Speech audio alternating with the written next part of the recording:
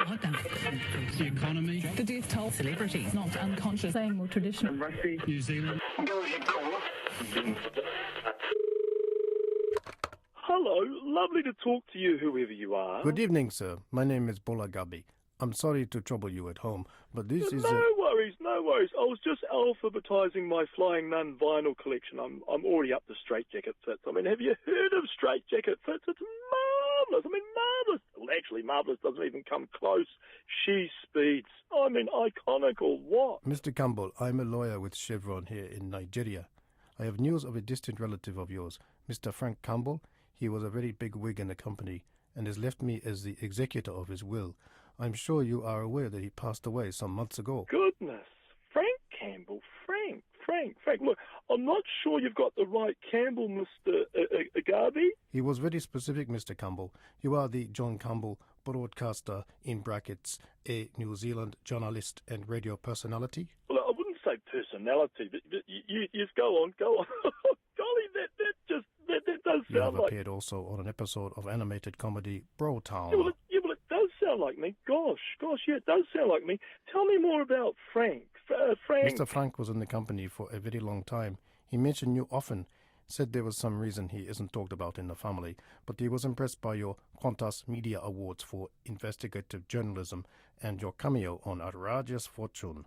And speaking of fortune, he has instructed me to give you 60% of his cash holdings. My giddy ass. Yes, Mr. John. The amount is, if I convert, 16 million New Zealand dollars. Outrageous, no. Jesus, wet. You've really knocked me for six, Paul. Tell me, 16 million? Oh, holy moly. Tell me, what do you earn there in Nigeria, Paul? I mean, what are you taking home a week? Me, I'm okay, but getting back to you... Because I know how tough it can be in countries that have been ravaged by colonialism. I mean, Africa has been through so many dreadful times. Tell me, Paul, do you find it easy to make ends meet? I mean, to pay the rent, to feed the family. It can't be easy. Things are good for me, Mr. John, but getting back to you now, in order to facilitate the transfer of the monies, I just need a few pieces of information. First, the bank account number that you would like... I can sense from your voice, Paul, that things are tough here in New Zealand, Aotearoa, land of the long white cloud. We don't have to deal with the violence and the poverty that has ravaged your continent. And if we go back far enough, aren't we all Africans in a sense? Je suis Africa! Oh, pardon my French. But I feel for your people, Paul. I really do. Tell me.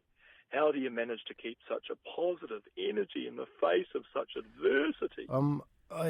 We just get by. You know how it is, Mr. John. But I just need the 12-digit code. Gosh, I love your accent. The way you say code. Say it again. I just need the 12-digit code. Oh, gosh. It really is a pleasure to talk to you, Paul. You've really made my day. I just need the code, Mr. Campbell. No, call me John. Please, Mr. John, I just need the code. And then we can expedite. Gosh, expedite. Isn't that a marvellous word? You don't hear that enough. Word of the day, Paul. Bravo. Please, the code. Expedite. I just need the code, please. The 12-digit code, please. I'm not exaggerating, but I could listen to your accent all day. Look, I want to buy you a ticket to New Zealand. We could hang out and talk. How about that, Paul? Gosh, I could talk to you all day. I really could. That's it. That's enough. I can't take this anymore. I can't do this. Gosh, is that your car backfiring, Paul? Boy, that takes me back to hooning around Wellington Te Pōneke in my Hillman Supermix exquisite little car. But she backfired if you didn't clean the points on a regular basis, of course. I mean, you wouldn't even bother to look under the bonnet these days, or computers and sensors. You follow the road, Paul? Have you heard of the hurricanes?